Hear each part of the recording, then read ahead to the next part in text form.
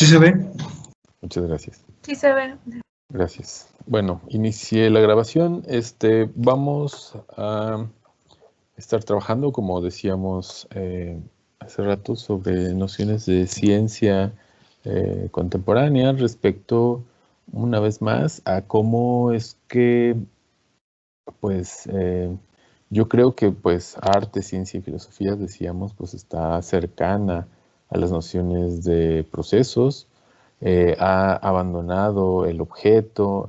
Hoy vamos a ver cómo está mucho más cercana a las nociones de contexto, de interrelación, de retroalimentación, etcétera. Esas son nociones que estaremos intentando desarrollar el día de hoy. Y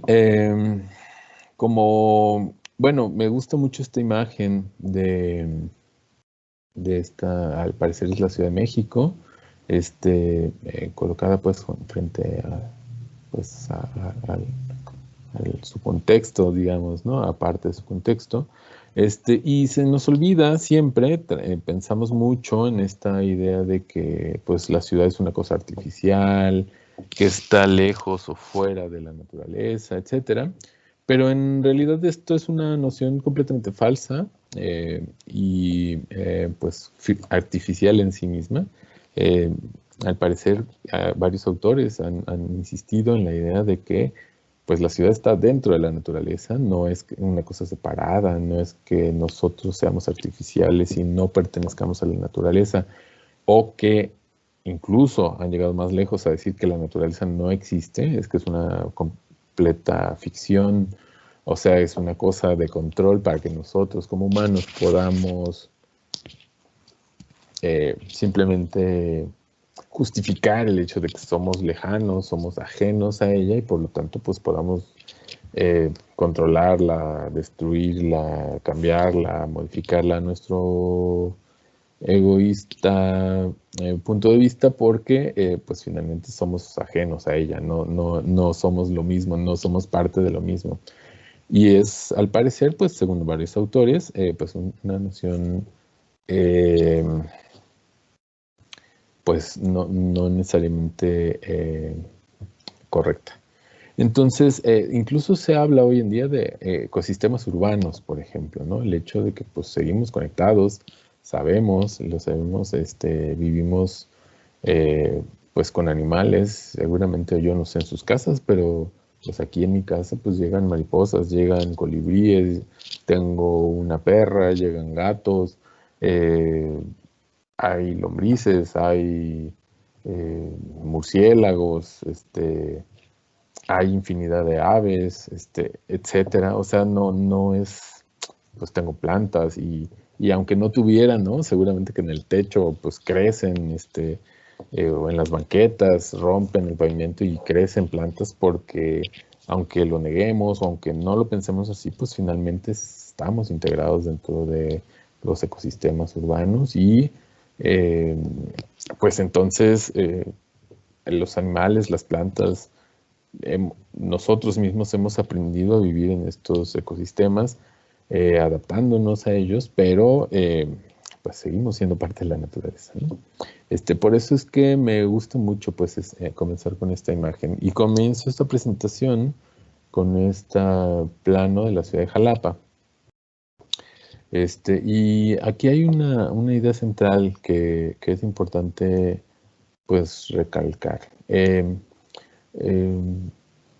Esta idea que seguramente pues ya han detectado con claridad de cuando se cierra una calle del centro, pues gran parte de la ciudad enloquece, ¿no? O imaginemos que por en algún momento se bloquea Lázaro Cárdenas, por ejemplo, ¿no? Cuando bloquean ahí en la SEP, que hay manifestaciones, o que están reparando alguna calle, yo qué sé. Entonces, se enloquecen las demás calles. Y esto se explica muy sencillamente con la noción de sistema, que pues implica cómo la interrelación de elementos que empiezan a tener características en la que actúan como conjunto. O sea, los elementos aislados posiblemente no existan. Esta idea de aislar artificialmente en un laboratorio en una cosa que se pueda repetir, pues al parecer no es tan real en ese sentido, porque pues toda la realidad es que todo está en un contexto. Y los vamos a ir desarrollando a lo largo de la presentación cómo los elementos están interrelacionados, generan comportamientos de conjunto y interactúan, pues finalmente cada elemento interactúa como un sistema global. Me gusta poner pues no solo la idea de la ciudad, sino incluso, por ejemplo, se habla también de los sistemas económicos, por ejemplo, ¿no?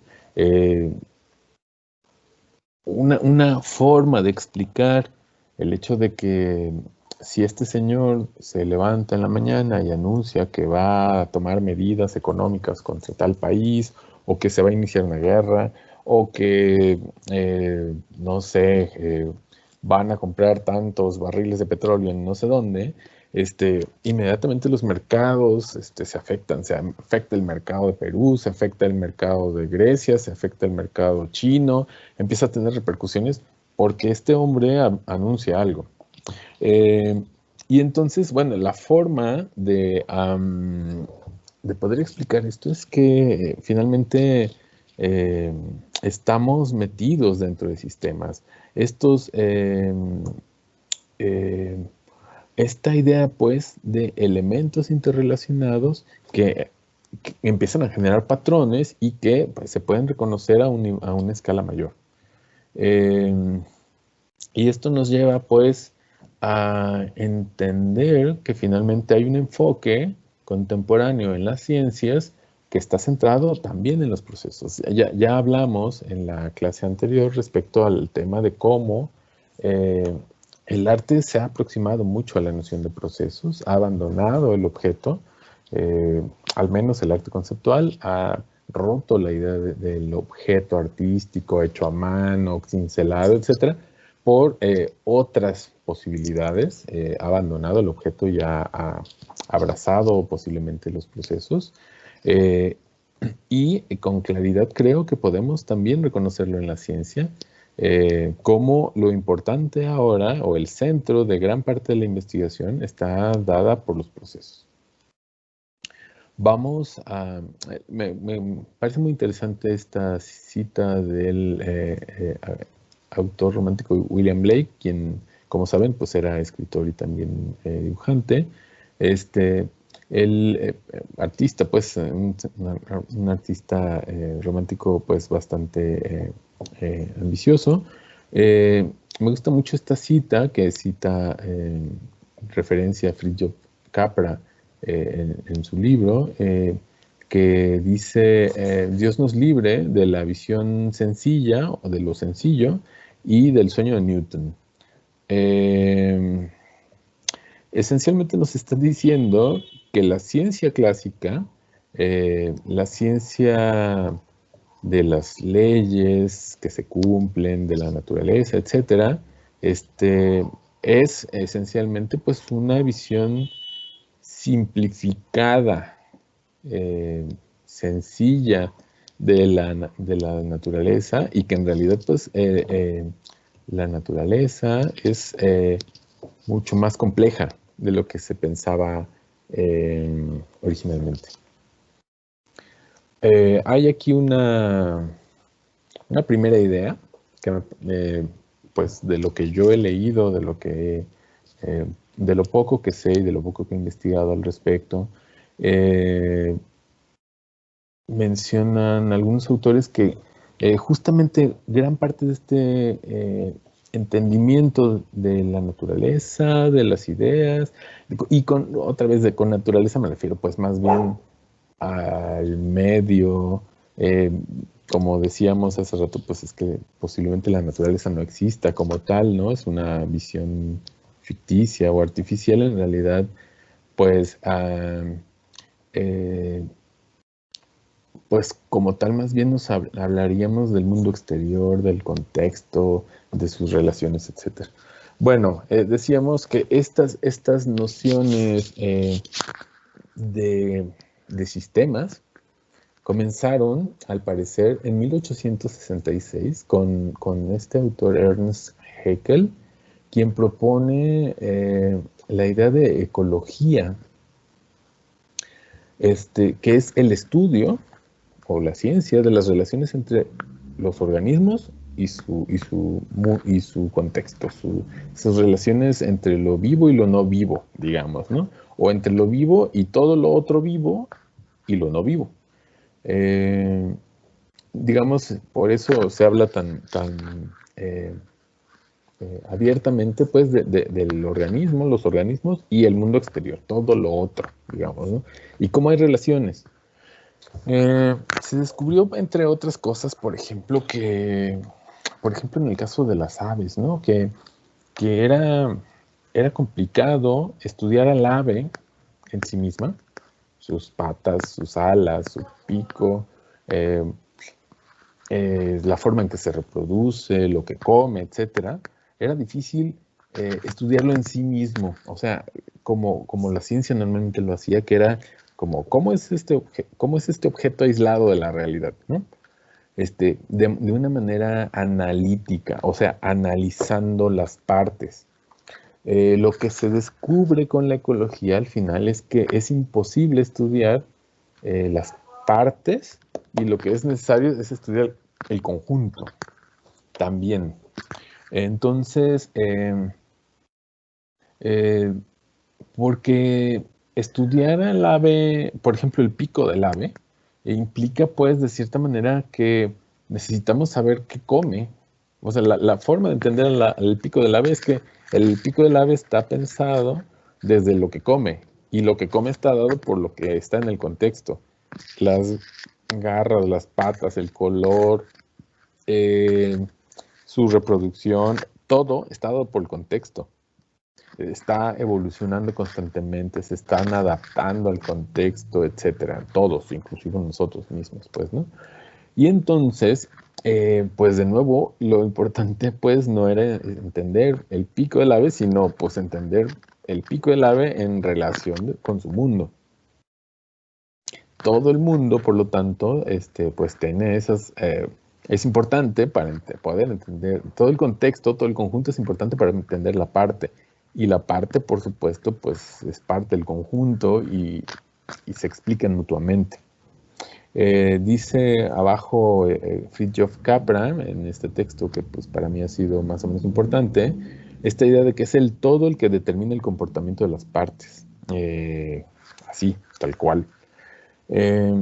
Y una idea muy sencilla, muy básica que a mí me ha ayudado mucho a entender, pues a entender y también a explicar qué diablos entendemos por ecosistema, que es justamente lo que estudia la ecología, o sea, estas relaciones entre el organismo y el mundo exterior es el ecosistema, estas relaciones entre lo vivo y lo no vivo, entre lo vivo y las otras cosas vivas y entre lo vivo y lo no vivo, es esta esfera que vemos aquí en pantalla, se llama ecosfera, la pueden encontrar en internet, de hecho la venden, que es, pues, si lo quieren entender así, un pequeño planeta en sí mismo, ¿no? Yo la primera vez que lo vi en el Museo de la Luz en Ciudad de México, ahí por Tepito, y es una cosa muy impresionante. Vi un experimento, decía que era un experimento de la NASA, es una esfera así bastante grande, yo creo como de 2 metros de diámetro o más, una esfera grande, que tiene plantas, agua, y algunos pequeños camaroncitos, o alguna especie de camarón. Y entonces, pues es un ecosistema en sí mismo. Decía ahí que era un experimento de la NASA que parecía que lo que estaban intentando experimentar es la idea de un pequeño planeta en sí mismo, ¿no? Me pareció brillantísima la idea y muy interesante porque al final nos puede poner un poco como en cuestionamiento esta idea justamente, más bien nos describe, me parece más o menos claramente, la idea del ecosistema desde pues una cuesta muy simplificada, pero nos ayuda mucho a entenderlo como idea base, digamos, ¿no? Esta noción, pues, de que todo está dado por el agua, el medio, el agua y la luz. Sin el agua y la luz, pues no habría vida, ¿no? Por supuesto hay un medio que es la gran esfera, ¿no? El agua y la luz son estos tres elementos, este, que finalmente eh, están, están en interacción, pues digamos, ¿no? Eh,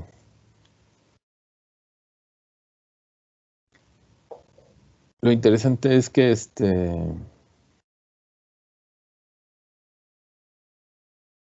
perdón. Lo interesante es que, pues decíamos, es un ecosistema en sí mismo y entonces, ¿qué pasa? Las plantas crecen, incluso pues dan pequeños brotes, etcétera, etcétera, etcétera, gracias al sol, gracias a la luz, incluso gracias a los desechos orgánicos de los camaroncitos. Este, estos brotecitos parte del alimento, digamos, de los camaroncitos, que pues a veces se comen un poquito entre ellos o comen algunos brotes, comen parte de algunos microorganismos que estén en el agua, etcétera.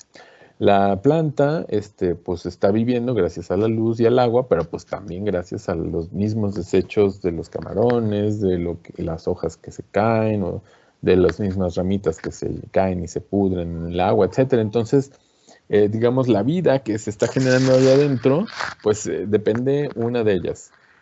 Eh, ¿Cómo se va a asegurar de que no crezca demasiado las plantas? Bueno, pues porque los camaroncitos un poco ayudan a comérsela y además la planta en sí misma pues va a llegar a un punto en el que sepa que no puede crecer más porque pues ya no cabe y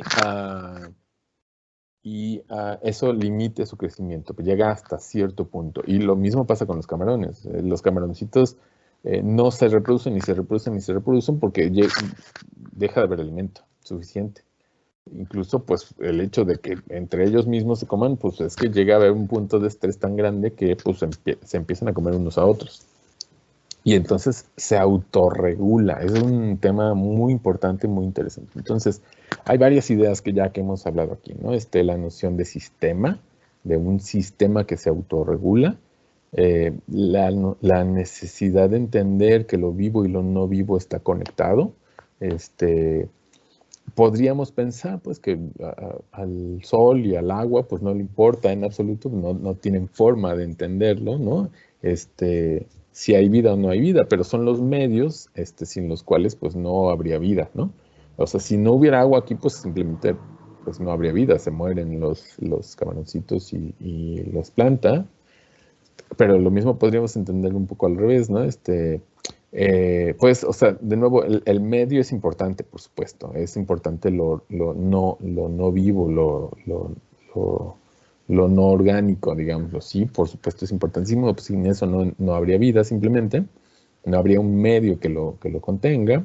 Pero, pues toda la vida depende de sí misma y se autorregula, se autocontrola, etcétera. O sea, depende, los camaroncitos y las plantas aquí, pues tienen una relación simbiótica. Una sin la otra no vive. Entonces, pues son hay varias ideas pues aquí centrales que a mí me parecen muy interesantes de ir entendiendo. Nos ayuda mucho, creo yo, a entender la noción de ecosistema, a entender la noción de sistema, de la necesidad de estas conectadas. Aquí el agua, pues más bien, los camarones pues que están conectados con el agua, con las plantas y con el sol, por supuesto. Pero la planta también está conectada con los camarones, con el agua y con el sol, o sea, y por supuesto con la esfera, todo, ¿no? Entonces, sin esto, pues no se entendería una cosa con la otra. Perdón, les dejo un segundo, perdón.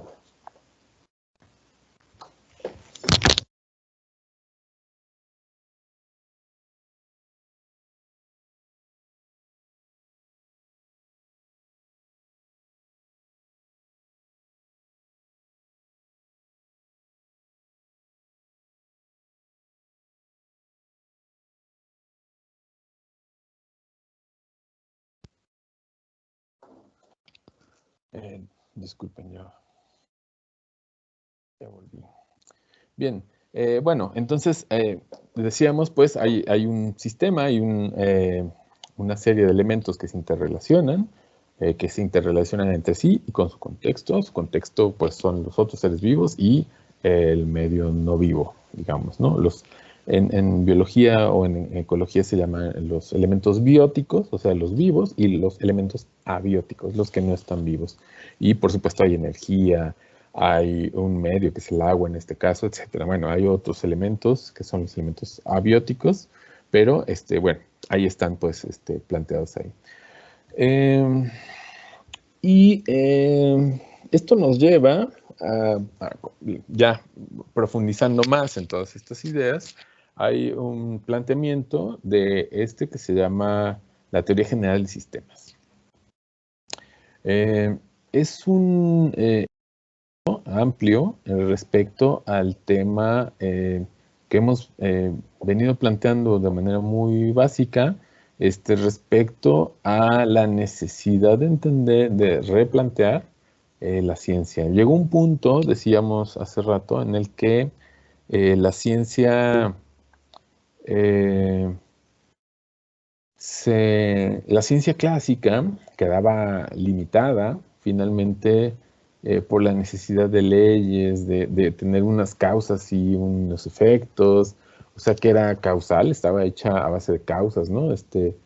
Si pasa esto, si yo hago esto, pues va a generarse esto, pero se empieza un poco como a romper esta idea porque empieza a haber elementos como el azar y algunos otros que empiezan pues a jugar un poco con lo indeterminado, etcétera, ¿no? Que empiezan a romper la idea de estas leyes que eran causales y deterministas. Sabemos lo que va a suceder.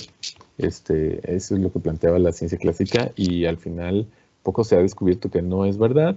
Esto mismo, pues, es la noción como de modelos cerrados, que sabemos qué va a suceder y cómo va a suceder en base a estas leyes, ¿no?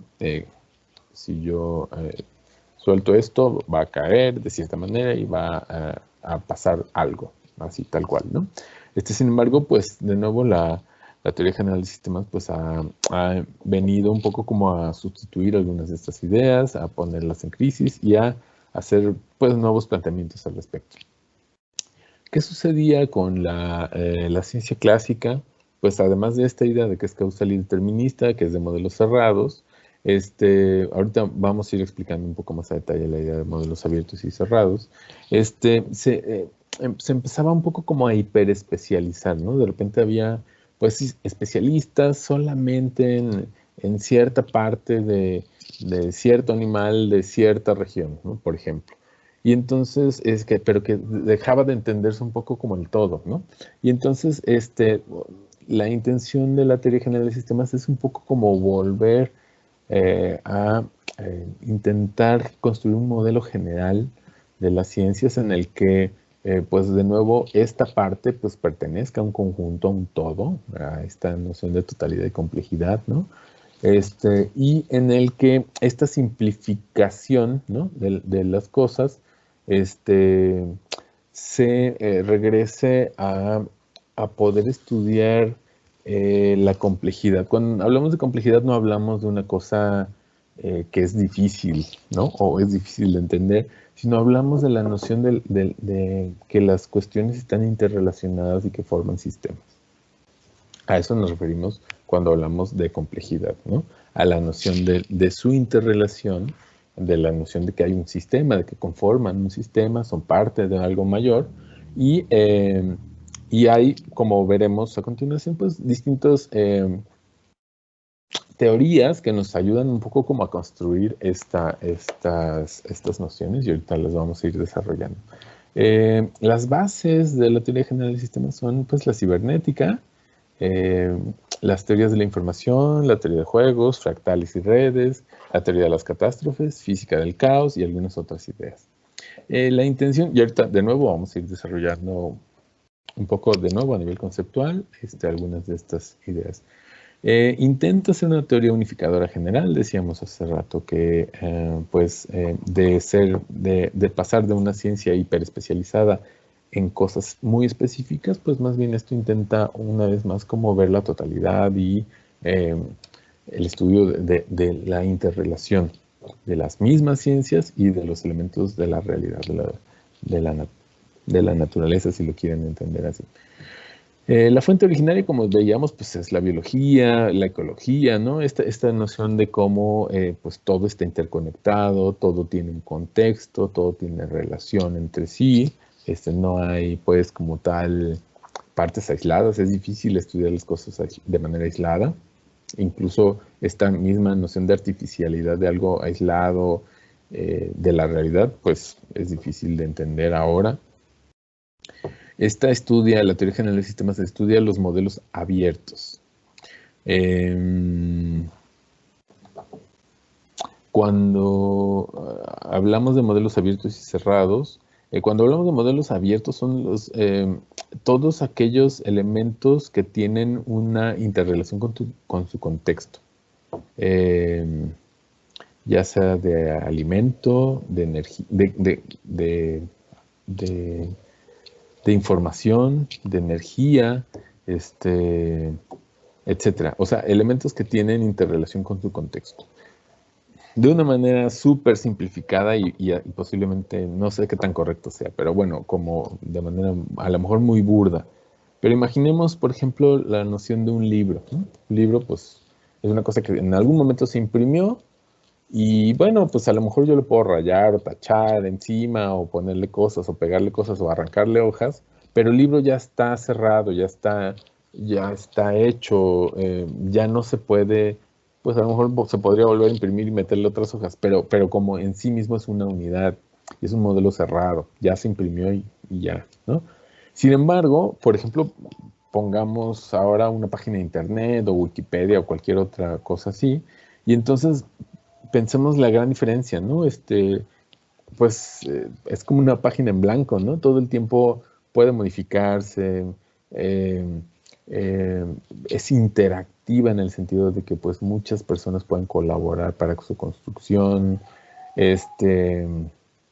pero sobre todo pues es una cosa que está en transformación, o sea, no está fija, no se imprimió de una vez y para siempre, sino pues está en proceso, digámoslo así. Entonces, bueno, esas son las dos diferencias entre el modelo cerrado y el modelo abierto, ¿no? Decíamos, los modelos abiertos son aquellos que intercambian materia, energía o información con el exterior. Materia, energía o información con el exterior. Esos son los modelos abiertos, ¿no? Entonces, pues, claramente un organismo vivo es un modelo abierto, ¿no? Pertenecería pues a esta idea de modelo abierto, porque pues claramente estamos intercambiando energía, materia con el exterior, ¿no? Pues nos alimentamos y desechamos, ¿no? Ahí mismo pues nos asoleamos, ¿no? Hasta, nos llenamos de energía, digámoslo así, descansamos, dormimos, comemos, nos da el sol, etcétera, ¿no? Ganamos energía y también la desechamos, la gastamos, ¿no? Haciendo cosas, hablando como loco durante 2 horas frente a la computadora, por ejemplo, ¿no? Energía o decía también información. Esa es una cosa también que a mí me parece muy interesante, esta idea de que los intercambios con el contexto pues también son de información. Y es una cosa muy interesante, pues, ¿no? El hecho de pensar que la misma información es otra categoría más, como la materia o la energía, a mí me parece una cosa muy interesante, que es una idea, pues, relativamente novedosa, dentro de la teoría general de sistemas, pues. Esta idea de que los modelos abiertos, pues, no solo intercambian materia y energía, sino también información. Es una idea interesante. Estudia también, además de los modelos abiertos, la complejidad organizada. Decíamos hace rato, esta idea de la complejidad es todos los estudios de los sistemas, ¿no? De elementos que interactúan entre sí, pero también con su medio, que intercambian materia, energía e información, claramente, ¿no? La complejidad organizada, pues, tiene estas características, ¿no? Que son modelos de organización, se autoorganizan, se autoconforman, comparten información, comparten materia, comparten energía, etcétera. La noción de totalidad, decíamos hace rato, esta idea de que no estudiar las partes, sino estudiar la totalidad, ¿no? La directividad y la teleología. Digámoslo ahorita así, que la teleología se refiere más bien a la relación de los sucesos con el tiempo y la posibilidad de reversibilidad, no de viajar al pasado, sino de que incluso algunos elementos puedan cambiar de estado dependiendo el tiempo, digámoslo así. La teoría general de sistemas también implica, pues, estudia, perdón, los sistemas lejanos de equilibrio. Lo vamos a decir de una vez. Todo lo que está en equilibrio es la muerte. Todo lo que está en equilibrio no está vivo. Todo lo que está vivo está en desequilibrio. Constantemente. Piensen en ustedes mismos, en un animal, etcétera. Constantemente necesitamos comer, descansar, etcétera, porque necesitamos que entre energía y también necesitamos gastar energía, etcétera. O sea, constantemente no estamos nunca en equilibrio. Digamos, hay una cierta estabilidad, pero lo único que está en equilibrio constante es algo que está muerto, la arena, la tierra, algún ser vivo que ya haya muerto, y ni siquiera, ¿no? Porque pues, empieza a degradarse inmediatamente, etcétera. O sea, digamos, estos sistemas lejanos del equilibrio, pues son finalmente los sistemas como tal, ¿no? Estos elementos que están interrelacionados, pues están en desequilibrio constante. Decíamos también la idea de cómo los sistemas se autoorganizan. Es un descubrimiento muy interesante que se ha dado respecto a cómo se ha descubierto, por ejemplo, las posibilidades, se ha calculado las posibilidades de que haya vida y pues al parecer es muy remota. Sin embargo, la vida existe, ¿no? ¿Por qué? Pues porque al parecer pues, la materia se autoorganiza. Es una cosa interesantísima, pues, de nuestra realidad, del universo, o como lo quieran entender, que la materia se autoconforma, se autoorganiza. Hay una idea incluso para eso que es la autopoiesis, ¿no? La autogeneración de la vida, de las formas, de la naturaleza, etcétera. Todo empieza como es autoestructurarse y a autogenerarse, ¿no? Dice aquí la emergencia del orden a partir del caos. Hay dos fuerzas, según Fritjof Capra, quien es como verán, pues el autor base, el que en esta ocasión estamos utilizando, que a mí me ha servido mucho para entender finalmente estas nociones de sistemas. La idea de que, pues de cierta manera, la vida es orden, ¿no? Es la respuesta que el universo dice, él ha dado a la entropía, ¿no? La entropía es esta noción de degradación constante de los sistemas. Si ustedes lo buscan en el diccionario, la entropía es esta idea del desorden. ¿Qué tan desordenado es incluso una unidad de medida de qué tan desordenado está un sistema? Y entonces, bueno, pues ahí está el universo, ¿no? Está en desorden, está en caos, y inmediatamente comienza a generarse cierta estructura, cierto orden, cierto equilibrio de cierta manera, más bien cierta estabilidad. No quiero decir equilibrio porque el equilibrio es la muerte, pero la estabilidad al menos, ¿no? De nuevo, esta emergencia del orden a partir del caos, que bueno, es parte de las ideas centrales de la teoría general de sistemas. Y ahora una cita específica de Ludwig von Bertalanffy, quien construye esta idea de la teoría general de los sistemas. Es un libro que yo lo consulté en la USB. De hecho, por ahí lo debo tener, de hecho, en PDF. No se lo subí Esto es un poco como el resumen, son 2 o 3 páginas, creo, del libro, pero bueno, aquí hay una especie de síntesis muy pequeñita, que vamos a empezar a ir viendo las partes que conforman finalmente la teoría general de sistemas.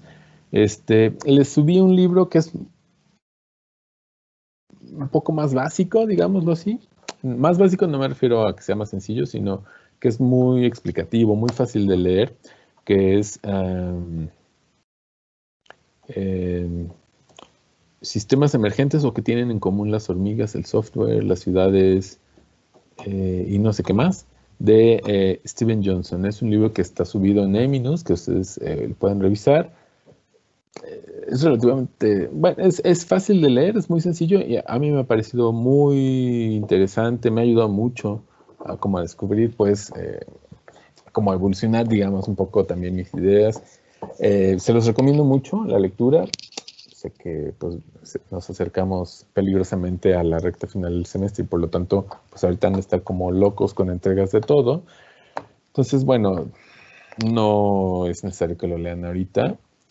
Bueno, en realidad, bueno, pero sí se les recomiendo muchísimo su lectura. Ojalá que, pues, en este invierno, si es que tienen posibilidades, tienen tiempo suficiente o en vacaciones de enero, si es que tienen tiempo, pues yo les recomendaría mucho darle tiempo de lectura. La verdad es que creo que vale mucho la pena. Es un libro que, les digo, a mí me ha ayudado mucho a cambiar mi forma de pensar y a entender mucho el tema de sistemas. Es un libro de divulgación de la ciencia, entonces les puede ayudar mucho. Se los recomiendo, está subido, por supuesto, al contenido de este unidad, eh, de ciencias de procesos. Bueno, leemos un poquito a Bertalanffy con lo que propone en el libro de Teoría General de Sistemas. Dice, bueno, aquí describe un poco, y les digo, es un poco una síntesis que él construye muy rápidamente, con un listado de algunas de las ideas centrales, de las teorías incluso que están centrales aquí en esta noción de la teoría general de sistemas, que son varias teorías, ¿no? La primera, la cibernética. Dice Bertalanffy que está basada en el principio de retroalimentación o de líneas causales circulares que proporciona mecanismos para la persecución de metas y el comportamiento autocontrolado. La teoría de la información, que introdujo el concepto de información como magnitud medible, cuantificable, mediante una expresión isomorfa de la entropía negativa en física y desarrolla los principios de su transmisión. La teoría de los juegos, que analiza con un novedoso armazón matemático la competencia racional entre dos o más antagonistas en pos de ganancia máxima y pérdida mínima. La teoría de la decisión, que analiza parecidamente elecciones racionales de organizaciones humanas basadas en el examen de una situación dada, y de sus posibles consecuencias. Ahorita seguimos con la siguiente parte. Bien, rápidamente, la cibernética. Y ahorita lo vamos a ir desarrollando un poco más a detalle cada uno, pero así rápido, ¿no? Dice, la cibernética está basada en el principio de retroalimentación. Ahorita lo vamos a ver un poquito más desglosado, pero estas son las ideas básicas, ¿no? La cibernética basada en el principio de retroalimentación. Y el comportamiento autocontrolado, ¿no? La teoría de la información, dice, ahí se introduce, decíamos hace rato, la idea de que además de la materia y la energía en el universo, pues existe una tercera fuerza, una tercera elemento importante, que es la noción de la información. Que es pues la posibilidad de poder medir, de poder cuantificar, dice, la cantidad de la entropía negativa, o sea, de orden, ¿no? Decíamos hace rato que la unidad de medir, la entropía, si uno lo busca en el diccionario, lo que va a encontrar es que la entropía es la cantidad de desorden que hay en un sistema. Bueno, pues entonces justamente lo contrario, la unidad de orden, la cantidad de orden que podemos cuantificar en algo, pues es la información. O sea, lo estructurado de un sistema. La teoría de juegos es una cosa interesante. Se ha dado a estudiar matemáticamente qué es lo que pasa cuando dos jugadores están, por ejemplo, jugando ajedrez o cartas o incluso una discusión política, ¿no? Se puede calcular matemáticamente, pues, todo lo que implica esta noción de competencia, tanto como buscando, pues, yo ganarle al otro y el otro, pues, perder lo menos posible, quizá, ¿no? Este, y bueno, lo mismo con esta noción de la teoría de la decisión, ¿no? Dice, pues es parecido, ¿no? La idea de las elecciones racionales dentro de las organizaciones humanas. Bueno, por último, la topología, las matemáticas relacionales, dice Bertalanffy, incluyendo campos no métricos tales como las teorías de las redes y de las gráficas, el análisis factorial, o sea, el aislamiento por análisis matemático de factores en fenómenos multivariables en psicología y otros campos. La teoría general de sistemas, en el sentido más estricto, es General System Theory en inglés, GST, GST en español, que procura derivar partiendo de una definición general de sistema, que se entiende por sistema, como complejo de componentes interactuantes, conceptos característicos de totalidades organizadas, tales como interacción, suma, mecanización, centralización, competencia, finalidad, etc., y aplicarlos entonces a fenómenos concretos. Bien, esto es, pues, decíamos, la noción esta que construye Bertalanffy, se me fue ahorita, no recuerdo la fecha original de publicación, este es un texto del 89 del Fondo de Cultura Económica, pero bueno, por supuesto no es el libro original, o sea, no sé, habría que consultarlo ahorita, echarle una googleada, pero bueno, me regreso un poquito. La idea de la topología también lo vamos a describir un poquito más a detalle, un poquito más adelante.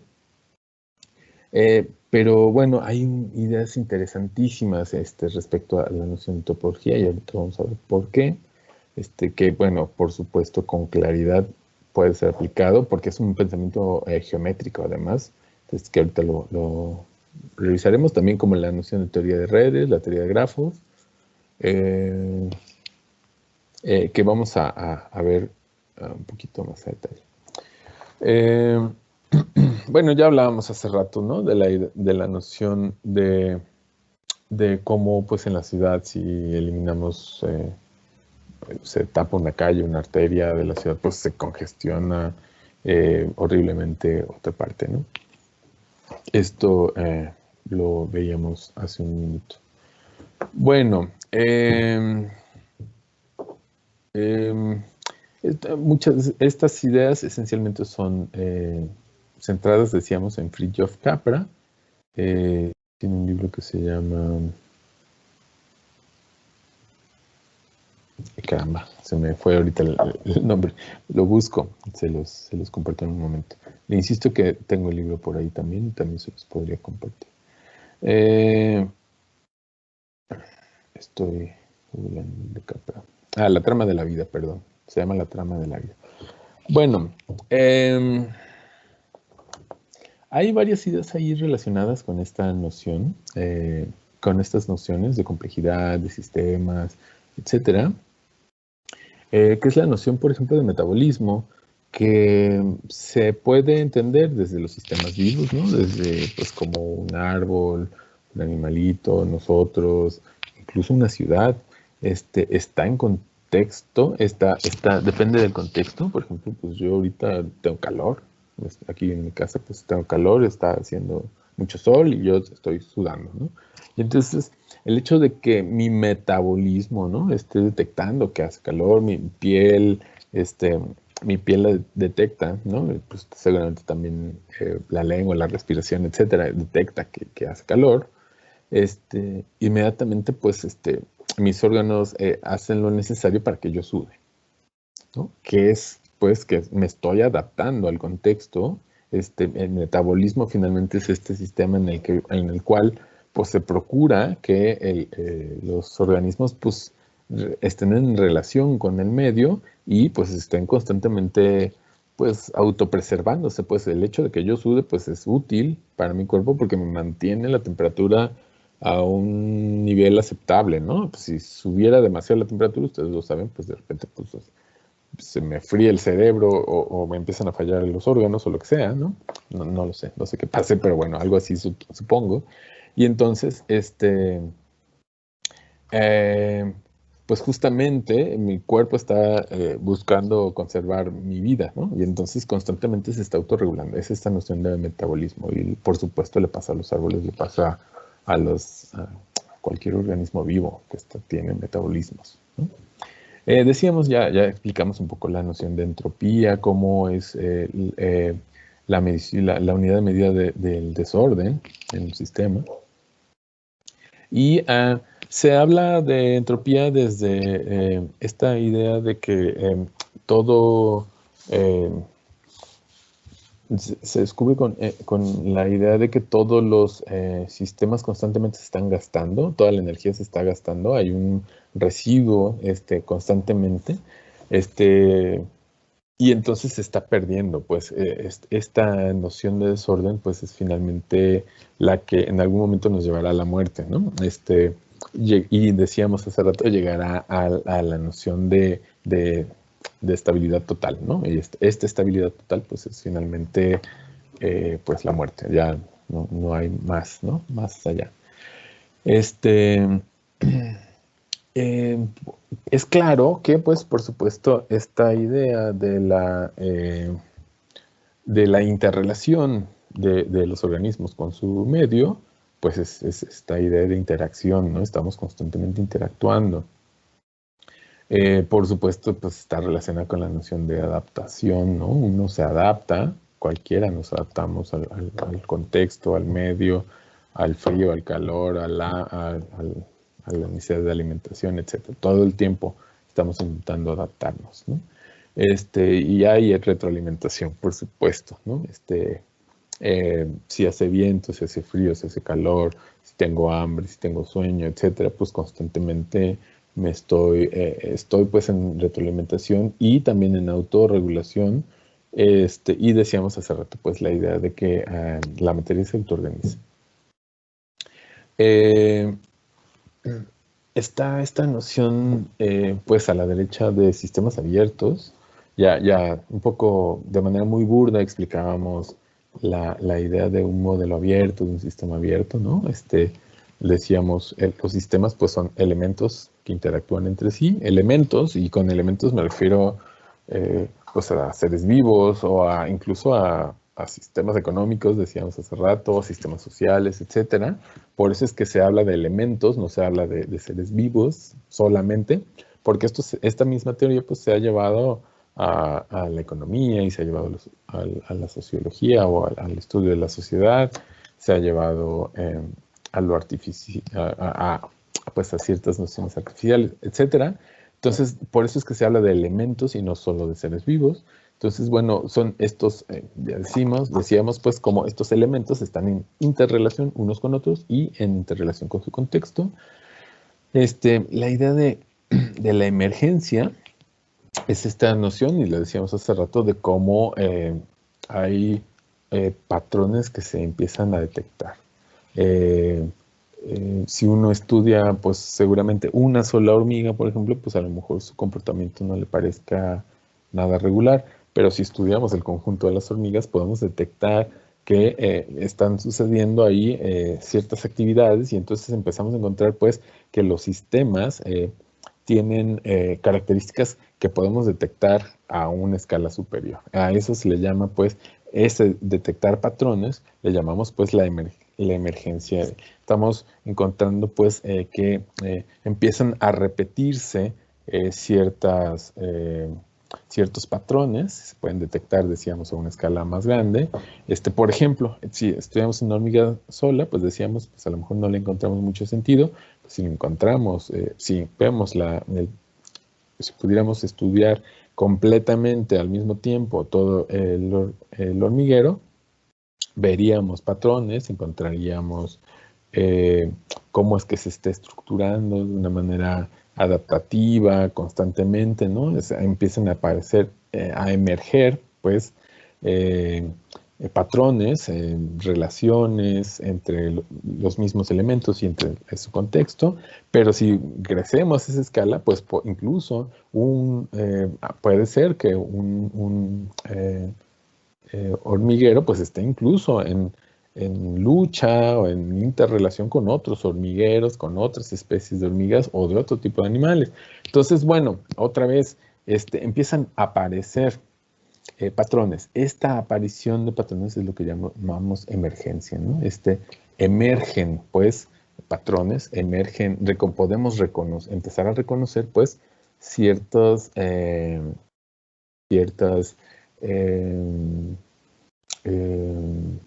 cierta organización que se empieza a dar. Es claro que las hormigas han sido un tema recurrente en el estudio de estas cosas, por eso es que constantemente nos estamos refiriendo un poco a ella. Ahorita vamos a ver varias ideas al respecto. La noción de la autoorganización, otra vez, las hormigas pues, son un claro ejemplo, ¿no? De pues, cómo se están constantemente autoorganizando. Las hormigas son un buen ejemplo porque esencialmente no tienen cerebro o tienen un cerebro pues de células, ¿no? Que son súper básico, ¿no? Pero ese cerebro súper básico genera comportamientos complejísimos, ¿no? Como lo saben ustedes, pues, por ejemplo, en el caso de las abejas, ¿no? Se dice que todos prácticamente son clones. O sea, que una abeja y otra han estudiado dos abejas de un mismo panal, esencialmente tienen el mismo ADN. O sea, son clones prácticamente, ¿no? Más que pareciera que en realidad más que como una serie de individuos independientes, claramente funcionan en enjambre. Lo mismo pasa con las hormigas y algunos otros elementos que son sociales completamente, ¿no? Que se autoestructuran, generan comportamientos sociales como a esa escala, pues a una escala muy grande, de muchísimos elementos. Estamos hablando de cientos o miles de elementos de seres vivos o de otros elementos independientes que interactúan entre sí y se autoorganizan. Se dice pues que son autopoiéticos, en el sentido que se están autoorganizando e incluso autoconfigurando. Por ejemplo, pensemos en los panales o en los hormigueros.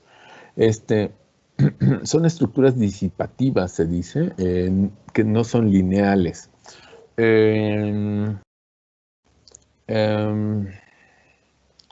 Bueno, no me quisiera meter en el tema de lo disipativo, pero sí, ojalá de lo no lineal, incluso de la lejanía del equilibrio, decíamos hace rato,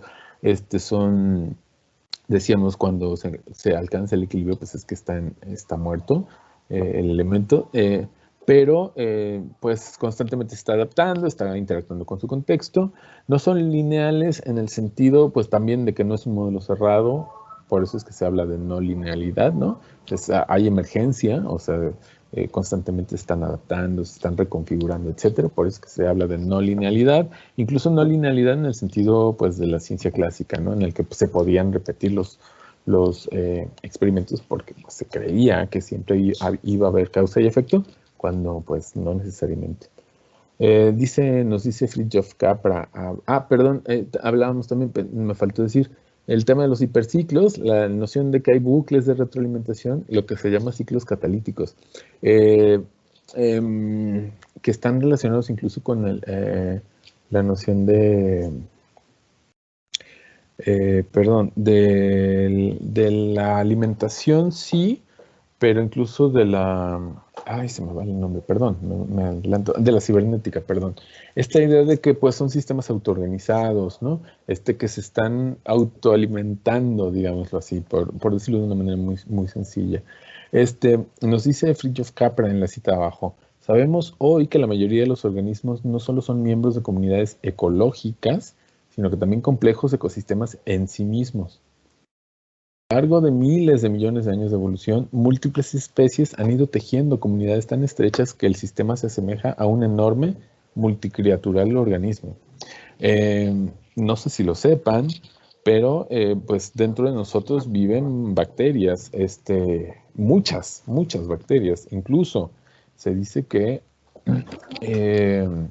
nuestra flora intestinal, incluso se habla de eso, de flora intestinal, está lleno de bacterias que nos ayudan a descomponer el alimento y aprovecharlo. O sea, nosotros podemos alimentarnos gracias a que hay seres vivos dentro de nosotros. Cada bacteria, recuerden, finalmente es un ser vivo en sí mismo, muy sencillo, muy básico, pero son seres vivos como tal, se han reconocido así, y entonces, pues finalmente, pues nosotros no podríamos entendernos a nosotros mismos, no podríamos alimentarnos, no podríamos vivir, si no fuera por otros organismos que viven dentro de nosotros. Ya no digamos, pues que además, pues ya, lo saben, pues estamos llenos de, nos guste o no, pues de ácaros y de, etcétera. Entonces, viven animales en nuestros cuerpos. Nosotros somos partes de ecosistemas y nos cuesta trabajo reconocernos como animales o como seres vivos que vivimos en conjunto con otros seres vivos. Pero cuando entendemos esto, me parece que un mundo nuevo se nos tendría que abrir. Tendríamos que entender, pues, que no vivimos solos o aislados en el universo, sino que vivimos en contexto, vivimos en comunidad, somos ecosistemas en nosotros mismos, vivimos en ecosistemas, etc. Nuestra actitud en ese sentido tendría que cambiar, tendría que ser radicalmente diferente. Si pudiéramos entender eso, pues me parece que tendría que tener un impacto radicalmente importantísimo, muy fuerte dentro de nuestra forma de entender la arquitectura, de entender la ciudad, de cómo actuamos, qué decisiones tomamos, etcétera, con respecto a los materiales, con respecto a nuestros contextos, a los sitios en los que intervenimos, etcétera.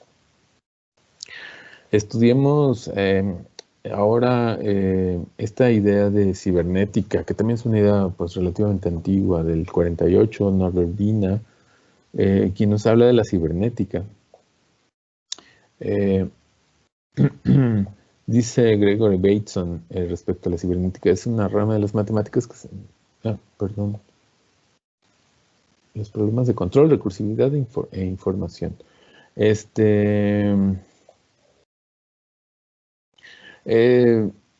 Wiener en el 48 propone esta noción de cibernética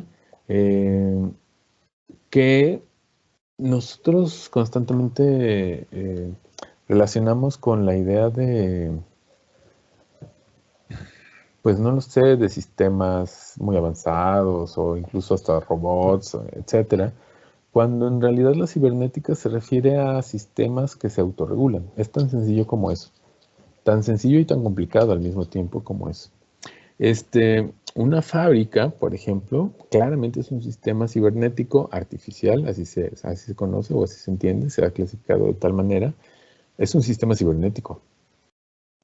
Constantemente se está autorregulando, está sintiendo pues, si hubo algún problema con la producción se detiene, o si hacen falta materiales pues se solicitan. O sea, es un sistema que constantemente se está actualizando, que está interactuando con su contexto, etc. Entonces, como tal, es un sistema cibernético que se autorregula, pero es artificial. Es un sistema cibernético artificial, con claridad.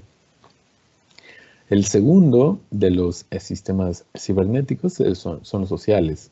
Todas las relaciones interpersonales, el hecho de que yo esté ahorita aquí dando clases con ustedes, que tenga una relación cercana o lejana con ustedes, la relación con nuestros padres, lo que sea, todas las relaciones sociales como tal, a pequeña o gran escala, son relaciones cibernéticas. Se autorregulan, se autoconforman, son autopoéticas, tienen que ver con el contexto, etc. Son relaciones cibernéticas, son sistemas cibernéticos sociales. Por ejemplo, pues aquí claramente pues una manifestación, la que quieran, ¿no? Una manifestación en la calle, etcétera, masiva, pues en muchas ocasiones se ha dicho que pues simplemente es el sistema autorregulándose, el sistema político, el sistema social, pues autorregulándose, ¿no? Ya sea que cambie o que se conserve igual, pero pues ayuda al sistema finalmente a autoconformarse, ¿no? Entonces, pues claramente son un sistema cibernético social. Perdón, me faltó aquí algo pasó. Me faltó una lámina. Eh, eh, Normalmente pongo un tejido humano, por ejemplo, un riñón, un pulmón, etcétera, lo que sea, en el que con claridad, pues ahí hay un sistema cibernético natural. Otra vez, un sistema que se está constantemente autorregulando, como lo decíamos hace rato, tan sencillo como el tema del sudor, ¿no? Del calor, del sudor, etcétera. Pues es un sistema natural autorregulándose, ¿no? Entonces, bueno, con claridad, pues una vil plancha, pues es un sistema que se autorregula, es un sistema cibernético, ¿no? Entonces se calienta lo suficiente que pues, pum, bota se me olvidó ahorita el nombre del elemento, que lo bota y entonces se desconecta, ¿no? Para que no se siga calentando y entonces pues, se empieza a enfriarse, llega un punto en que se enfría tanto que el termostato, pum, se activa otra vez y empieza a calentar y así, ¿no? Y entonces es tan sencillo como una plancha, pues es un sistema cibernético que se está autorregulando dependiendo del contexto. Tan básico como eso, ¿no? Entonces, bueno, aquí lo vemos. Son sistemas que se autorregulan. Pues los sistemas artificiales, como los sistemas electrónicos, los termostatos, los servosistemas, los autómatas, etcétera, pues los programas de computadora, etcétera, pues son como tal, pues sistemas cibernéticos artificiales. Ahí están los sistemas cibernéticos naturales, que son los organismos biológicos, la homeostasis, decíamos, este control de temperatura, el hecho de alimentarnos, etcétera. O sea, esta idea de que el organismo se mantenga en un sistema relativamente estable, se autorregula constantemente, pues es un sistema cibernético natural. Los sistemas nerviosos, etcétera, y pues los sistemas cibernéticos sociales, como las relaciones, decíamos, interpersonales, a un conjunto más grande, los sistemas económicos, todos estos son sistemas cibernéticos. Aplican las mismas reglas y eso es una cosa interesantísima, pues, descubrir que finalmente la naturaleza se autorregula, se autoestructura y no importa si es un sistema social, un sistema económico, una cosa artificial o una cosa natural, todo sigue las mismas reglas, las reglas de la cibernética, de los sistemas autorregulados. Se permite, pues, aquí dentro de la cibernética, pues, el estudio de las máquinas, los sistemas vivos, los sistemas sociales, a partir de la unidad conceptual básica, que es el feedback, la retroalimentación, ¿no? Y otra vez la noción de información, ¿no? Aquí, qué tan estructurado está el sistema, es lo que permite finalmente,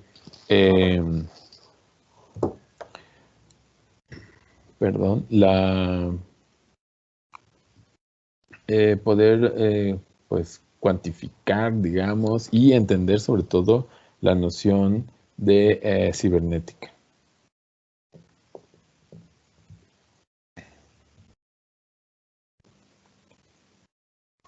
Bien,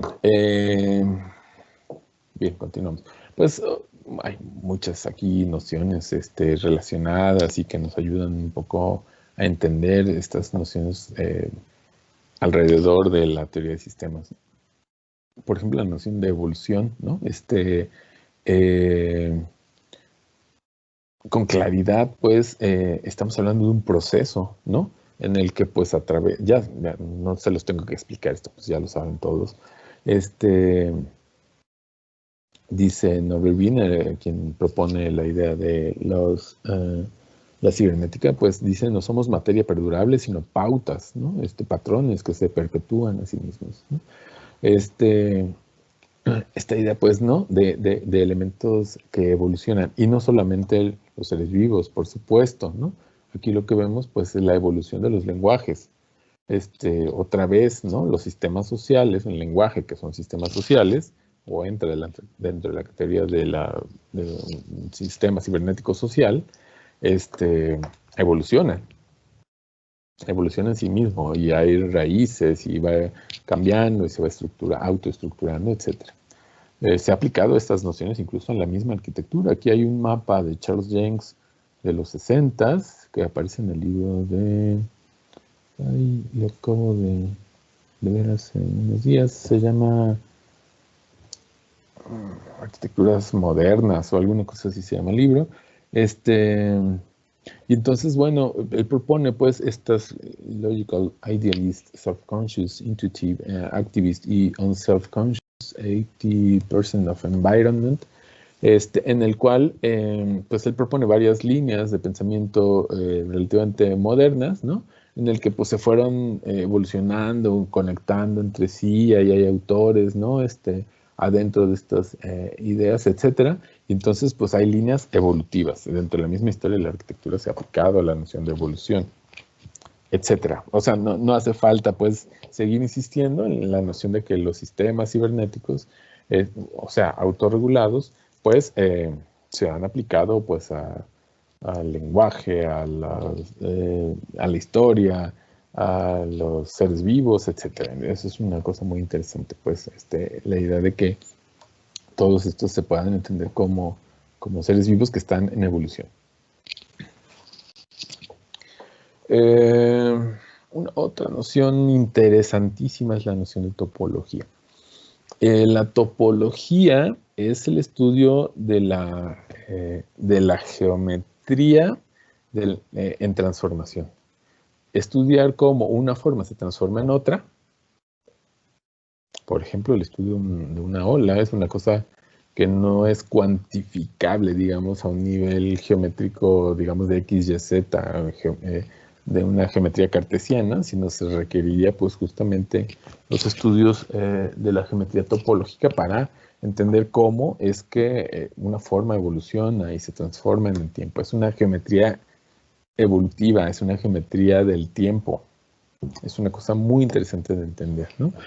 Dice aquí Maldonado Gómez Cruz, la complejidad es la obra del tiempo. Las ciencias de la complejidad son ciencias de la vida. En el marco de la termodinámica del no equilibrio, la vida es la respuesta que el universo inventa para resolver el reto de la entropía.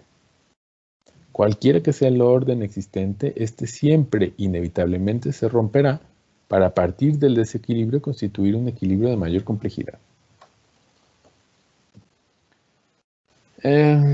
Cuestiones aparejadas de la mano con estas ideas, pues está la geometría fractal. Esto, pues estoy seguro que lo han visto hasta el cansancio, ya seguramente saben más que yo al respecto de la noción de las geometrías fractales. Solo podría decir pues que se han aplicado a muchas cuestiones, se han estudiado de muchas maneras, se han aplicado pues a muchas ideas. Por ejemplo, la noción del espacio-fase, que es como esta idea de poder estudiar cómo un estado, algo pasa a otro estado. Por ejemplo, cuando el agua se congela, ¿no? O una ola, ya saben. Seguramente han visto estas fotos de olas congeladas, ¿no? En el mar. Entonces, cuando un estado líquido, por ejemplo, pasa a un estado sólido, ¿no?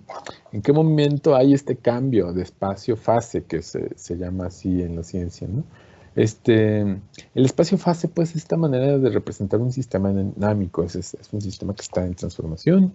Otra vez, una ola que se congela, por ejemplo, pensamos en ello.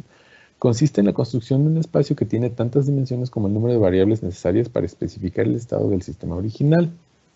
Cada eje coordenado de este espacio representa una de las variables que componen el sistema. Atractor periódico, puntual, atractor extraño, conjunto a los que convergen las soluciones de los sistemas dinámicos. Bueno, la geometría fractal, por ejemplo, se ha utilizado incluso para poder mapear o poder representar cómo es que hay, de nuevo, son representaciones de ideas matemáticas, cómo gráficamente, cómo expresar gráficamente algunas de estas ideas matemáticas expresadas, digamos, de manera en la que cuando se empiezan a representar, empiezan a sucederse o a darse estas agrupaciones gráficas de los fenómenos, ¿no? Entonces se han descrito estas ideas del atractor periódico, del atractor puntual y del atractor extraño, que son cómo es que se van las gráficas que representan estos fenómenos, estos cambios de fase, de un espacio-fase a otro espacio-fase, finalmente van generando pues representaciones geográficas geométricas, perdón, que se pueden representar gracias a los estudios de los fractales. Los fractales en sí mismos son cosas relativamente sencillas de entender, aunque en realidad son nociones muy complejas matemáticas, por supuesto. Estamos, como en todo lo que estamos diciendo, pues en realidad pues es una cosa terriblemente superficial seguramente mi exposición, en el sentido pues de que todo esto representa en realidad ideas matemáticas que son mucho más complejas de lo que yo puedo entender y posiblemente expresar aquí, pero por supuesto estamos hablando simplemente de conceptos y estamos intentando traerlos a nuestro campo y tratar de ver qué podemos hacer con ellos y sobre todo pues me parece que aunque sea pues que nos puedan ayudar pues a posicionarnos en un lugar diferente. Y me parece que tan solo eso ya puede ayudarnos, digamos, conceptualmente. La geometría fractal, este término deriva del latín fractus, que implica lo roto, lo irregular, y sugiere también lo fraccional y lo fragmentario. Designa una entidad geométrica creada por el matemático Benoit Mandelbrot, que consta de fragmentos geométricos de orientación y tamaño variable, aunque de aspecto semejante, de manera que si lo ampliamos o reducimos, aunque cambie la escala, se muestra como una serie repetitiva de niveles similares. Es decir, posee la propiedad de la autosimilitud o simisemejanza, obtenida por un proceso de iteración repetida de unas formas que se van autorreplicando. Decimos pues que son elementos que, dice, consta de fragmentos geométricos de orientación y tamaño variable, aunque de aspecto semejante. Al final varía, pero son semejantes, y dice que tiene que ver mucho la escala y posee la propiedad de la autosimilitud, o sea, se repite aunque cambiemos la escala, se repite de cierta manera la forma. Hay una autosimilitud, es una cosa interesante. Ahorita hablamos una cosa interesantísima de esto. Según Mandelbrot, la geometría fractal, como la teoría de la relatividad o de la mecánica cuántica, descubre una interdependencia entre el sujeto y el objeto en el proceso de medición, ya que el objeto medido depende de las escalas utilizadas por el observador. Eso es radical. Me parece interesantísimo el hecho de pensar en una geometría completamente subjetiva. ¿Qué quiere decir? Mientras la geometría se ha pensado siempre, en la geometría cartesiana, por ejemplo, se ha pensado en una cuestión completamente abstracta, fuera del espacio y el tiempo, etcétera, en el que pues, el hombre no tiene nada que ver. Aquí sí, aquí la escala del observador es la escala del sujeto, es de lo que depende de lo que veamos. Ahorita lo vemos en una imagen a continuación, pero me parece que de cierta manera es muy interesante pues la noción de que es una geometría que se puede entender de cierta manera como una noción completamente subjetiva. Depende del hombre, depende de quién lo está viendo y a qué escala lo ve. Es una cosa interesante. Dice, la geometría fractal aparece como una teoría descriptiva general del cambio, que es independiente del substrato que lo origina. Cada parte de una figura fractal es una imagen replicada de la totalidad. Vamos a ver esta imagen. Está la curva de Koch. Tenemos una recta a la que se le mete un triángulo en medio, ¿no? Que no cierra en la parte de abajo. Entonces, es en la primera imagen, la de arriba, ¿no? Entonces, si a cada una de estas rectas le aplicamos la misma idea, entonces, no sé si se alcanza a ver mi cursor, pero bueno, espero que sí. Si a esta recta, digamos, teníamos una recta original que era esta, y a esta se le agregó este triángulo. Ahora, imaginemos que a cada una de estas rectas le agregamos el triángulo que le está haciendo falta, pues esta figura. Pero a cada una de estas rectas, pues se le puede agregar otro triángulo, ¿no? Y entonces, tuk, tuk, tuk, tuk, tuk. Y esto se puede repetir al infinito. Y entonces, pues al final, seguimos pudiendo más o menos reconocer que aquí hay una recta, que aquí hay un triángulo y que aquí hay otra recta. Más o menos, seguimos reconociéndolo. Pero ya entendemos, pues, el patrón que se está formando aquí atrás. Y otra vez, si yo hago un zoom, un super zoom de esta, pues posiblemente alcancemos a ver la figura original que era esta. Pero todo depende de qué escala. Yo como sujeto, yo como persona, a qué escala lo estoy viendo. Entonces, por eso es que digo que es una geometría subjetiva en la que por primera vez la escala de observación del sujeto depende. Depende de qué es lo que va a ver. Entonces, la misma idea con el Chern-Barnsley, la forma general se reconoce en la parte, ¿no? Yo puedo hacer un zoom a cualquiera de estas partes y voy a seguir viendo la figura grande, no la figura original. Algo les iba a decir. Y, bueno, otra cosa interesantísima es que se habla de, por ejemplo, que en un mismo se habla de que en una misma superficie podamos tener incluso un perímetro infinito. Es una cosa muy interesante y de nuevo depende muchísimo del observador. Y por supuesto, pues se dice, o es un poco lo que se ha querido representar, que pues esto pareciera ser una cosa que existe como tal en la naturaleza, pues, ¿no? Pues, de nuevo, formas semisemejantes, patrones que se repiten y que dependen de la escala del observador. Creo que ya estamos, pues, creo que en la recta final de la presentación, ya no vamos a tardar más. Vemos casi por último, faltan creo que algunas láminas más, la idea de la teoría de la información de Claude Shannon del 1948.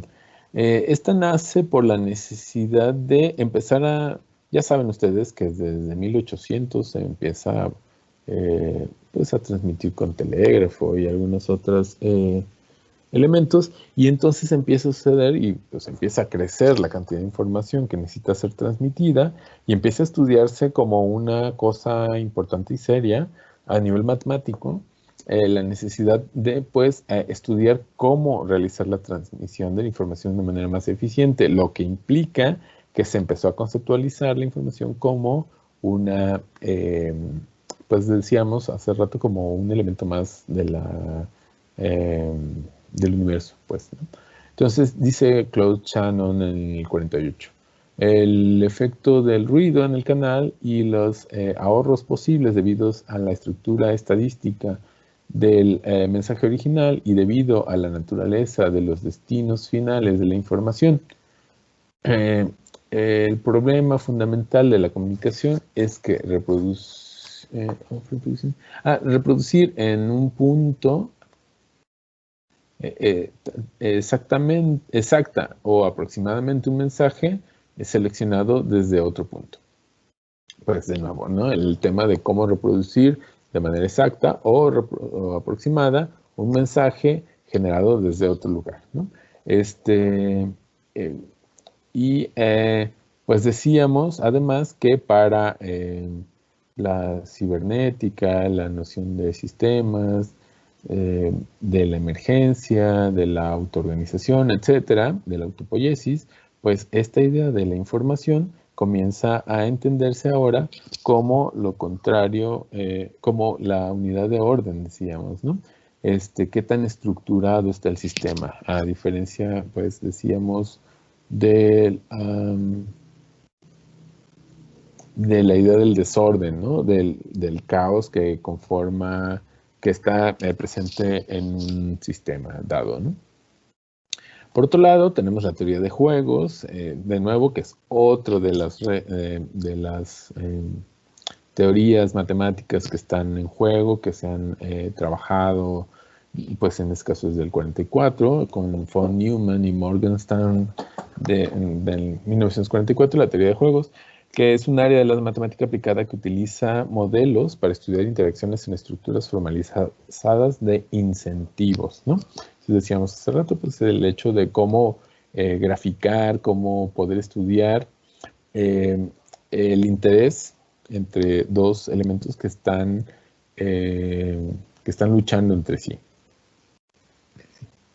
Se habla de teoría de juegos, pero esto se ha aplicado pues a la guerra, a la información, a la política, de nuevo, estudios matemáticos aplicados, por supuesto, al intercambio entre dos elementos que están en juego, uno contra el otro, ¿no? Uno queriendo ganar al otro. Entonces, por supuesto, el hecho de las interacciones entre los distintos elementos, por ejemplo, un ser vivo, un depredador y su caza, pues finalmente están justamente implicados pues en la noción de juegos, dos intereses que están en juego, uno con entre la ganancia y la pérdida máxima, por supuesto. Otro de las teorías que están en juego acá es la de Euler de 1736, basados en Euler en 1736, una teoría clásica, y su actualización por Kirchhoff de 1847, la teoría de grafos o teoría de redes, están comunicadas, están más o menos, no sé qué tan cercanas o lejanas sean, sé que están comunicadas al menos. Es un área de la matemática y las ciencias de la computación que estudia las propiedades de los grafos, la optimización de recorridos, procesos, flujos, algoritmos de búsquedas, etc. Se da desde que se estudia, por ejemplo, se ponía un problema matemático que era el de calcular la ruta más corta a un punto. Ahorita, pues eso nos suena un poco como ridículo porque pues es una cosa que hasta en el celular traemos, ¿no? Que Google me mapee cuál es la forma más rápida de llegar a un punto. Sí, pero atrás de eso hay un montón de matemáticas y de estudios científicos, ¿no? Porque finalmente lo que está en el juego, pues es un montón de opciones que necesitas estudiar y calcular. Entonces, esta noción está dada gracias a la teoría de grafos, ¿no? A poder justamente calcular, pues dice aquí abajo, computar en el sentido clásico de la palabra, o sea, la idea de poder calcular, realizar un cálculo complejo que estudie pues las propiedades de poder graficar, decíamos con claridad, que la ruta más corta, y ese es el problema clásico de teoría de grafos, la ruta más corta para llegar a un lugar. Y entonces, pues ahí hay un montón de instrucciones lógicas que si pasa esto, entonces hay que seguir a tal, y eso es pues todo un estudio matemático que se da gracias a la posibilidad de poder estudiar las redes, de poder estudiar los grafos. Por supuesto, estamos hablando de interconexión de elementos.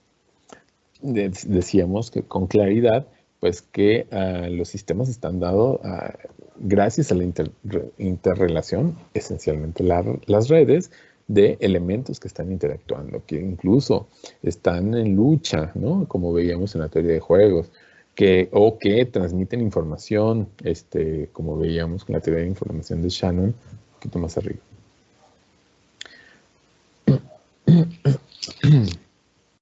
Perdón. Bueno, por otro lado tenemos con René Thom de 1968 la teoría de las catástrofes. La teoría de las catástrofes implica esta noción de un cambio de estado, de un estado a otro. No necesariamente catástrofe en el sentido de que algo se rompa o se destruya, ¿no? No necesariamente, sino se refiere a este cambio de estado. Por ejemplo, otra vez, el cambio de estado del sólido al líquido, o del líquido a gaseoso, o de gaseoso a sólido, etcétera, o a gel, etcétera. Entonces, ¿en qué momento hay un cambio de estado de un sistema? Eso se ha estudiado por la teoría de las catástrofes, ¿no? Entonces dice aquí arriba, son los modelos matemáticos capaces de ser aplicados al estudio de cualquier sistema dinámico y de cualquier proceso evolutivo y explicar cómo se producen cambios bruscos en sistemas aparentemente estables. O sea, otra vez, pues el agua está relativamente estable y en algún momento se evapora o en algún momento se congela, ¿no? De pasar del estado líquido al gaseoso o del estado líquido al sólido. Y es o sea, pequeños cambios que se van introduciendo, ¿no? De repente genera cambios bruscos de estado. Hay un cambio de estado que es inmediato, ¿no? Y eso es lo que estudia, se grafica, digamos, o se hace un modelo matemático que permita predecirlo y que permita incluso estudiar los procesos evolutivos, ¿no? Esa es una noción interesante. Hay una propensión, pues, de los sistemas estructuralmente estables, dice, a manifestar discontinuidad, divergencia e histéresis, ¿no? Los cambios de estado, completamente. Por otro lado, la noción de la teoría del caos de Poincaré y de Lorentz del 63, de 1963, ¿no? Grandes matemáticos que estudiaron justamente, se pusieron a hacer cálculos respecto a lo que llaman aquí, pues, la teoría del caos, ¿no? Nos explica Capra. Dice que es la rama de las matemáticas, de la física y otras ciencias, que trata ciertos tipos de sistemas complejos y sistemas dinámicos muy sensibles a las variaciones en las condiciones iniciales, imposibilitando su predicción a largo plazo. O sea, se ha estudiado, se ha entendido que el caos se puede estudiar incluso a través de la necesidad de entender con claridad las condiciones iniciales. O sea, esta teoría de las catástrofes que decíamos, ¿no? Que en algún momento pasa de fase, cambia de estado, de un estado a otro, los sistemas, se ha entendido, se ha estudiado que se puede estudiar esencialmente, y una cosa importantísima, es que depende de las condiciones iniciales. ¿Qué va a resultar? ¿Cómo es que se va a transformar una cosa en otra? Depende muchísimo de las condiciones iniciales. Y eso es justamente lo que estudia, pues, la teoría del caos, esta transformación, el paso de un estado a otro, y cómo a veces, pues, se ve imposibilitado, pues, la predicción de los sistemas. Es una cosa interesante porque, de nuevo, pone en crisis, pone en cuestionamiento la noción de las leyes clásicas de la ciencia clásica, ¿no? Hay condiciones y si yo dejo caer este objeto, pues la gravedad me dice la ley de la gravedad me dice que esto va a caer de tal forma, a tal velocidad, etcétera, y que yo lo puedo repetir y repetir y siempre va a suceder lo mismo. Pues estas ideas ponen justamente en crisis estas ideas clásicas, porque nos habla, pues, que no necesariamente y que muchas veces depende de las condiciones iniciales los resultados que se puedan dar, ¿no? Que incluso se pueden dar cambios de fase y esto se puede estudiar, decíamos, a través de las teorías de las catástrofes. Perdón, la teoría de las catástrofes. Bien, decíamos, está esta noción de la ciencia del caos que plantea, pues, una nueva vía para comprender las irregularidades de la naturaleza. Decíamos, pues, se descubrió que de repente las leyes no eran irrompibles, sino que en realidad, pues, depende, ahora sí que depende, ¿no? El caos, dice este texto, definido como comportamiento recurrente, pero irregular e imprevisible, de sistemas dinámicos deterministas no lineales que engendran orden a partir de estados desordenados mediante procesos de autoorganización. O sea, se puede aplicar, por supuesto, al estudio de cómo se autoorganiza sistemas que parecieran completamente desordenados, caóticos, ¿no? A diferencia de los fenómenos meramente aleatorios, el caos presenta un orden subyacente, aunque ello no significa que pueda ser previsible. Íntimamente ligada a la noción de caos se halla la idea de impredictibilidad, la imposibilidad misma de evaluar el presente. Ahorita vamos esta siguiente línea explica esta idea. Controlar un número pequeño de variables es fácil, pero ¿es sencillo evaluar la temperatura exacta de todos los puntos del espacio para hacer una previsión meteorológica? Esto explica que al día de hoy, con todas las posibilidades de cómputo, de los estudios científicos, matemáticos que hay al respecto, pues más o menos podamos predecir, más o menos, se puede predecir el clima, pero el clima sigue siendo impredecible. seguimos sin saber en qué momento va a temblar, seguimos sin saber en qué momento puede hacer erupción un volcán, etcétera. ¿Por qué? Pues porque la cantidad de datos es infinita, es grandísima, ¿no? Nos dice aquí, pues controlar un número pequeño de variables, pues es relativamente fácil, pero imagínense para poder prever el tema para realizar una previsión meteorológica necesitarían medir una cantidad infinita de puntos en el espacio para poder eh, calcular con precisión si mañana llueve o no. Y entonces ahí se vuelve una cosa verdaderamente complicada, pues en ese sentido, porque es un número grandísimo de variables. Entonces dice el texto, la ciencia del caos, por lo tanto, es una ciencia de los procesos, no de los estados. Se estudia cómo se transforman las cosas. Una vez más, y hemos hablado de procesos muchas veces, insisto en ello, aquí queda con mucha claridad, pues, como todo lo que estudia esta teoría general de sistemas, pues son los cambios, son los sistemas que se están moviendo en el tiempo, que están abiertos a la retroalimentación, al intercambio de energía, de información y de energía con su medio, etcétera, ¿no? Una de las importantes consecuencias de la ciencia del caos es la nueva concepción del tiempo que lleva aparejada. Ha llevado al desarrollo de una nueva geometría fractal y una nueva dinámica emergentista. Esto ya lo hemos platicado, el tema de los fractales y las emergencias, el reconocimiento de patrones, el tema de cómo se pueden estudiar estas geometrías, estas formas, estos procesos de cambio a través de los fractales. Decíamos cómo los fractales finalmente lo que hacen es poder graficar de una manera compleja los procesos de transformación. Incluso pues hablábamos también de la topología, de cómo una forma se transforma en otra, etcétera. Todas estas cosas que están dadas, por ejemplo, en el estudio de estos. ¿Alguien tiene prendido su micrófono, si lo pudiera apagar? En el estudio, por ejemplo, de los procesos en transformación como las nubes, las olas, y algunos otros elementos. ¿Hay duda o alguna cosa así? Es Cristina Mendoza que tiene abierto su micrófono. No sé si nos escucha. Bueno, me regreso a la presentación. La teoría de las catástrofes. Esto lo vimos. No. Bueno, era lo último que íbamos a decir. La noción de las catástrofes, ¿no? Esta idea de cómo, pues, pequeños cambios en un elemento producen de repente cambios drásticos, ¿no? Dice aquí, ya lo dijimos, creada por René Thom para explicar fenómenos topológicos, como para el estudio de la morfogénesis. Bueno, ya hablamos de la topología, de cómo una forma se transforma en otra vez, una geometría en proceso, una geometría del cambio, de una ola que se está transformando, de una nube que se está transformando, etcétera.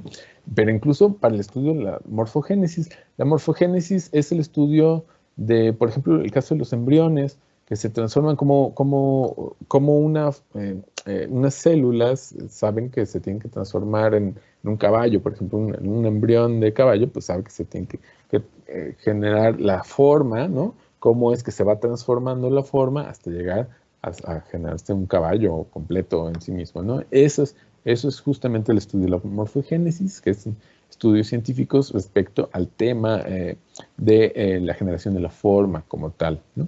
Dice, permite elaborar modelos matemáticos capaces de ser aplicados al estudio de cualquier sistema dinámico y de cualquier proceso evolutivo y explicar cómo se producen cambios bruscos en sistemas que pues, parecieran ser estables.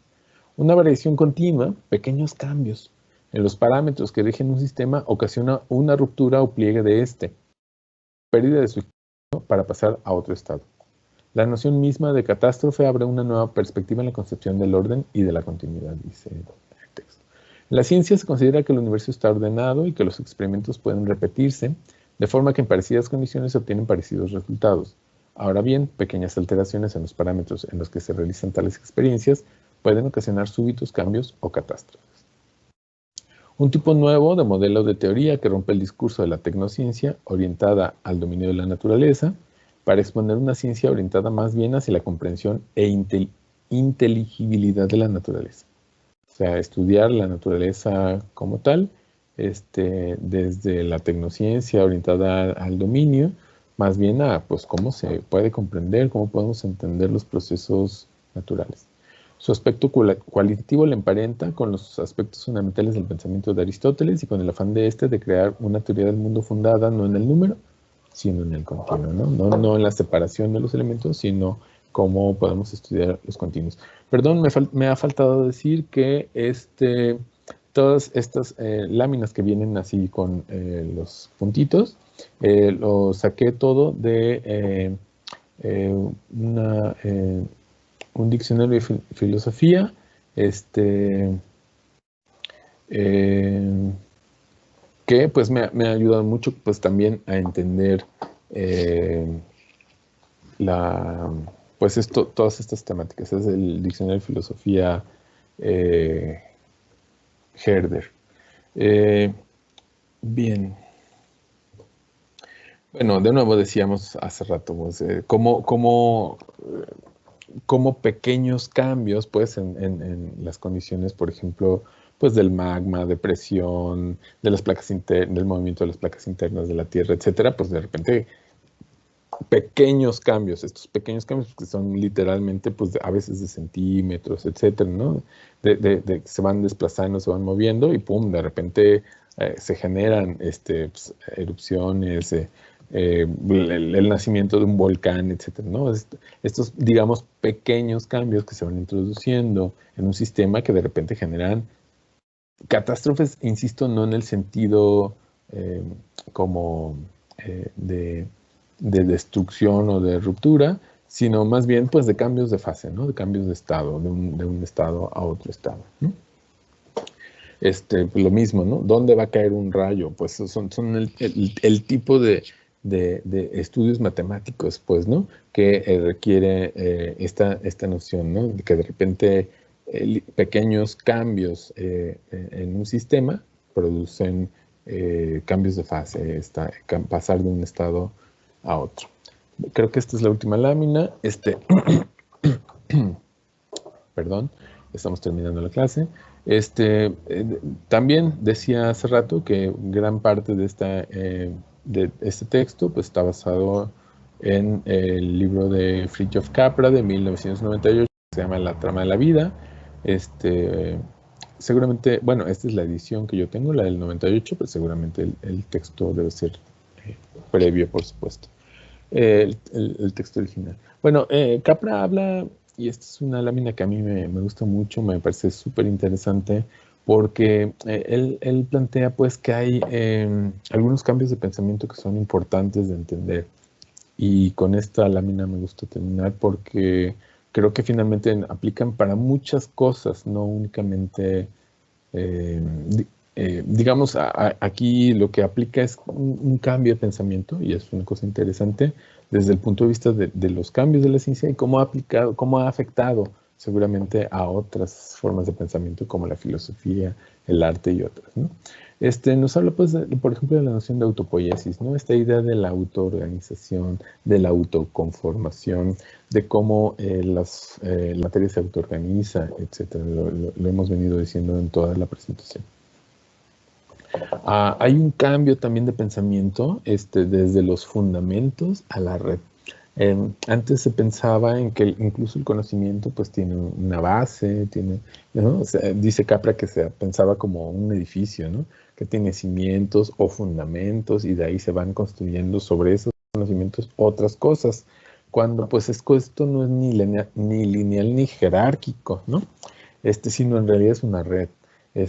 Por ejemplo, ahora no se piensa pues en que los conocimientos unos se basan en otros o hay pues etapas o capas, ¿no? Sino más bien se habla de red, ¿no? El conocimiento es compartido, es una cuestión social, está en red.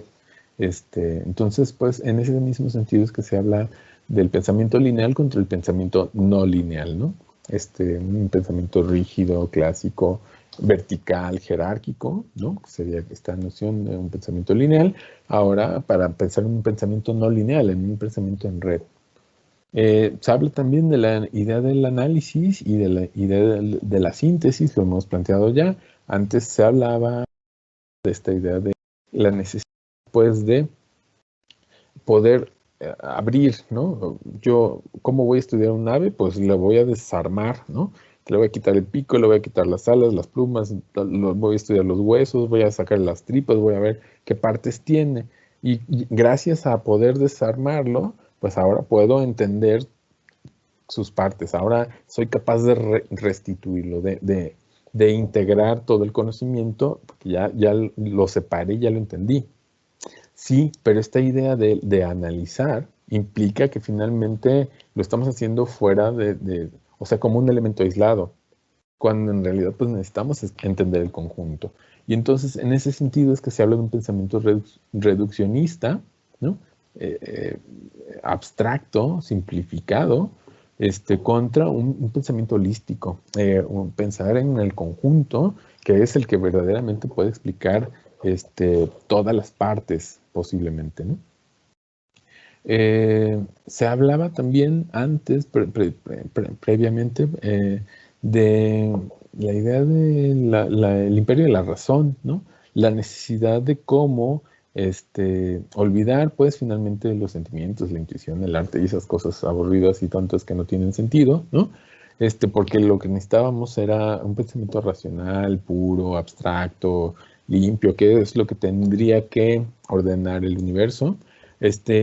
Y ahora, pues más bien se ha tendido a abrazar la intuición, a entender que los sentimientos, las sensaciones, lo que no necesariamente es racional, hay siempre un conocimiento que va más allá de eso.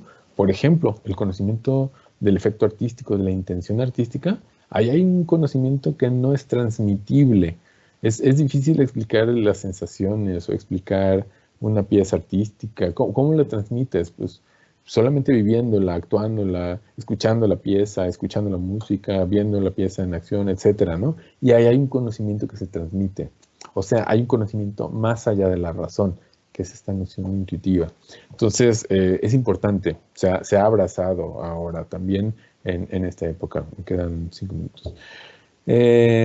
Por lo tanto, también se habla y se ha cuestionado mucho, por ejemplo, incluso en el urbanismo, la idea de planeación o de planificación, como si el mundo pues se detuviera porque yo voy a hacer un plano, ¿no? Pero, por ejemplo, cuando esta sociedad posible se está transformando en este momento. Entonces, es difícil pensar en la planificación. Y pues quizá también sea necesario reintroducir las nociones de improvisación, de aceptar que la realidad es como es y que se está transformando todo el tiempo, ¿no? Que va más allá de mis alcances como arquitecto, como urbanista, que la gente está transformando diariamente la realidad, ¿no? Y entonces, pues, hay que poder aceptar dentro de nuestros proyectos, por supuesto, también las nociones de improvisación. Por último, se hablaba en el modelo anterior de filosofía crítica sobre las nociones de armonía. Todo tiene que estar en su lugar y tiene que estar ordenado y estructurado. Y ahora se habla de complejidad. Esta idea de que el universo, ¿no? Incluso recuerden esta idea de las esferas, ¿no? De la música de las esferas, ¿no? De cómo el sol estaba ahí en su lugar, incluso la tierra, el hombre era en el centro de la naturaleza, etcétera, y que todo estaba en armonía, es una noción ficticia, y creo yo que se ha superado justamente con la noción de complejidad, de que todo está en movimiento, todo está en muerte, todo está en transformación, todo está en adaptación constante, etcétera. Y entonces, pues se tiene que aceptar y nos tenemos que adaptar constantemente a la complejidad, a estar vivos, a aceptar el cambio, a aceptar la transformación y no querer forzar todo a un elemento armónico de la vida y de la naturaleza. Por lo tanto, pues se ha pasado de un modelo de dominación a un modelo de asociación ahora, de un modelo de competencia a un modelo de cooperación, e incluso de un modelo de expansión de la cultura o del mundo, del universo, quiero decir, del universo humano, a pensar más bien en la conservación y en otros cambios importantes pues, del modelo. Entonces, sí, de nuevo, pues con esta lámina terminamos.